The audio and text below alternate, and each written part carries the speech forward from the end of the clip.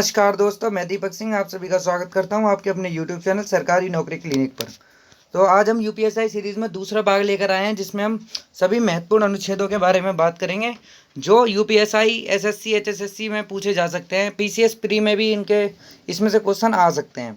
तो आज हम बात करेंगे कि आर्टिकल में जो मेन आर्टिकल है हम उन पर बात करेंगे। आपने अभी तक हमारा चैनल सब्सक्राइब नहीं किया तो चैनल को सब्सक्राइब करें और बेल आइकन प्रेस कर लें। तो आज की वीडियो की हम शुरुआत करते हैं। संविधान में गणना की दृष्टि से जो है वो अभी तक 452 अनुच्छेद हो चुके हैं, परंतु अगर हम इसको क्रमांक के हिसाब से देखेंगे तो अभी भी 395 ही अनुच्छेद हैं। इसमें पहले मूल संविधान में 22 भाग थे, अब 25 भाग हो चुके हैं और जो अनुसूचियां 8 थी अब 12 हो चुकी हैं। तो अनुसूचियां और भाग के लिए मैं एक अलग ही पार्ट बना दूंगा, शायद इससे अगला वीडियो आ जाएगा उसके लिए। तो आज की वीडियो की हम शुरुआत करते हैं। तो सारे अनुच्छेद जो मेन अनुच्छेद हैं हम उनकी बात करते हैं। अनुच्छेद 1 संघ का नाम और उसके राज्य क्षेत्र। अनुच्छेद 1 संघ का नाम और उसके राज्य क्षेत्र। अनुच्छेद 2 नए राज्य का प्रवेश या स्थापना। अनुच्छेद 3 नए राज्यों का निर्माण और वर्तमान राज्यों के क्षेत्रों, सीमाओं, नामों में परिवर्तन। अनुच्छेद 5 संविधान के प्रारंभ के समय नागरिकता। जब संविधान लागू हुआ था उसके समय जो नागरिकता पे वो उस नागरिकता जो अपनाई गई थी उस हिसाब से संविधान के प्रारंभ के समय नागरिकता बताई गई है इसमें। अनुच्छेद 14 में लिखा है कि विधि के समक्ष समानता, मतलब विधि के समान नियम और कानूनों में सब समान होंगे। धर्म, मूल वंश, जाति, लिंग या जन्म स्थान के आधार पर विभेद का प्रतिषेध। अनुच्छेद 15 में लिखा हुआ है लोक नियोजन के विषय में अवसरों की समानता होगी। अस्पृश्यता का अनुच्छेद 17 में लिखा है अंत होगा। अनुच्छेद 18 में लिखा है उपाधियों का अंत होगा। अनुच्छेद 19 में लिखा है वाक स्वतंत्रता आदि विषय कुछ अधिकारों का संरक्षण। अनुच्छेद 19 में लिखा हुआ है। अनुच्छेद 20 में लिखा है अपराधों के लिए दोष सिद्धि के संबंध में संरक्षण लिखा हुआ है। अनुच्छेद 21 में लिखा है प्राण और देह स्वतंत्रता का संरक्षण होगा। अनुच्छेद 21 के काम में लिखा है कि 6 से 14 वर्ष तक की आयु के सभी बच्चों को निःशुल्क और प्रारंभिक शिक्षा का अधिकार बताया गया है। अनुच्छेद 22 में लिखा है कुछ दशाओं में गिरफ्तारी और निरोध से संरक्षण। अनुच्छेद 23 में लिखा है मानव दुर्व्यवहार एवं बलात्श्रम का प्रतिषेध। बलात्श्रम मतलब बच्चों के जो श्रम होता है उसमें प्रतिषेध बताया गया है। अनुच्छेद 24 में लिखा है कारखानों आदि में बालकों के नियोजन का प्रतिषेध। अनुच्छेद 25 में लिखा है अंतःकरण की ओर से धर्म को अबाध रूप से मानने, आचरण और प्रचार करने की स्वतंत्रता के बारे में बताया गया है। अनुच्छेद 29 में लिखा है अल्पसंख्यक वर्गों के हितों का संरक्षण बताया गया है इसमें।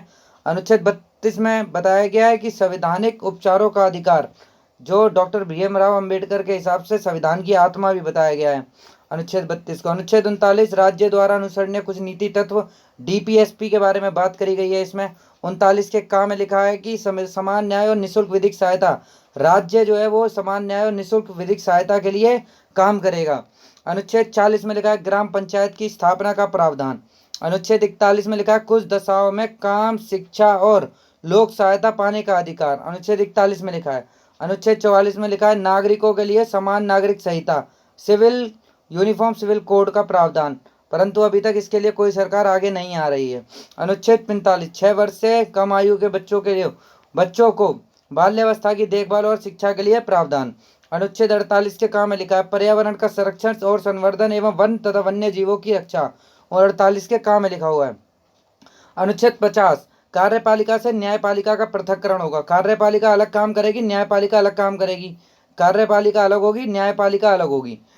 जुडिशरी और लेजिस्लेटिव में अलग अलग फर्क होगा। अनुच्छेद 51 में लिखा हुआ है अंतर्राष्ट्रीय शांति और सुरक्षा की अधिवृद्धि होगी। अनुच्छेद 51 के काम में मूल कर्तव्य के बारे में लिखा हुआ है। अनुच्छेद 52 भारत का एक राष्ट्रपति होगा। अनुच्छेद 55 में लिखा है राष्ट्रपति के निर्वाचन की पद्धति होगी, एकल संक्रमण प्रणाली से राष्ट्रपति का निर्वाचन होगा। पुनर्निर्वाचन के लिए पात्रता 57 में दे रखी है। अनुच्छेद 58 में राष्ट्रपति पद की योग्यता के बारे में दे रखा है।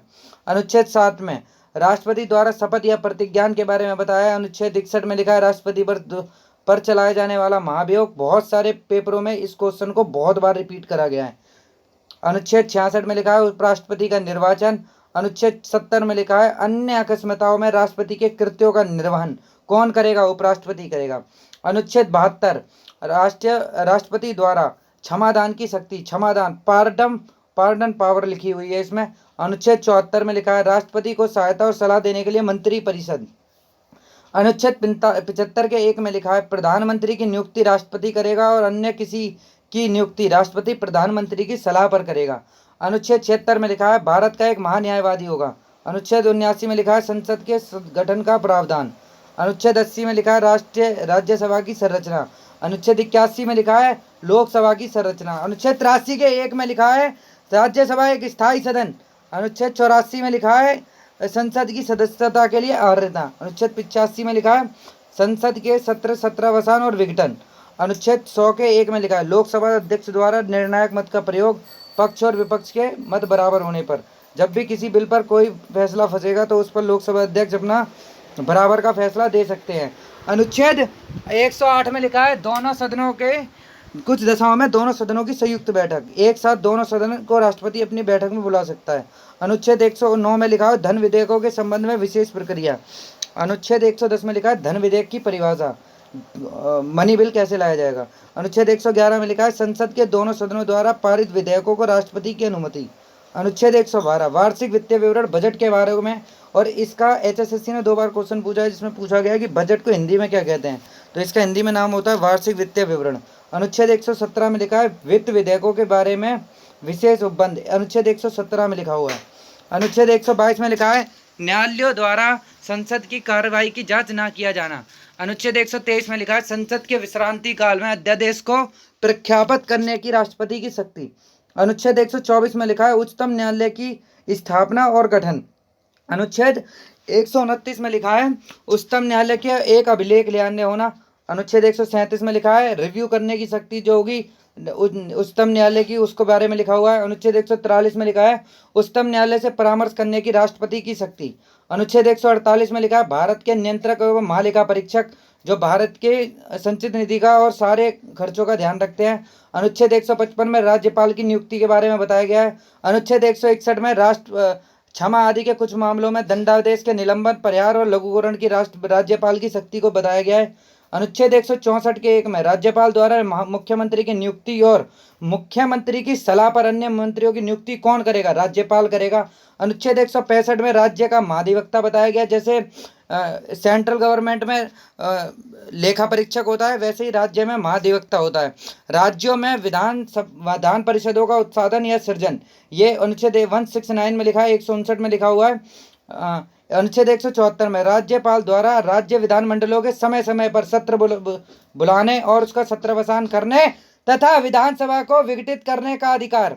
अनुच्छेद 200 में लिखा हुआ है राज्यपाल द्वारा विधेयकों पर अनुमति देना या अनुमति रोक लेना या राष्ट्रपति के विचार के लिए आरक्षित कर देना, यह राज्यपाल की ये खुद की स्वयं शक्ति है, जो वह बिल पर उसका खुद का स्वयं विवेकी पावर है उसकी ये। अनुच्छेद 201 में लिखा है विचार के लिए आरक्षित विधेयक। अनुच्छेद 213 में लिखा है विधानमंडल के विश्रांति काल में राज्यपाल को अध्यादेश जारी करने की शक्ति। जब भी सदन अगर भंग है तो उस समय संसद विधानमंडल नहीं चल रहा है तो उस समय राज्यपाल अपनी स्वयं विवेकी पावर से किसी अध्यादेश को जारी करने की शक्ति दे सकता है, जिसकी समय सीमा 6 महीने होती है। अनुच्छेद 214 में लिखा हुआ है राज्यों के लिए उच्च न्यायालय। अनुच्छेद 215 में लिखा है उच्च न्यायालय का अभिलेख न्यायालय होना। अनुच्छेद 216 में लिखा है उच्च न्यायालयों का गठन।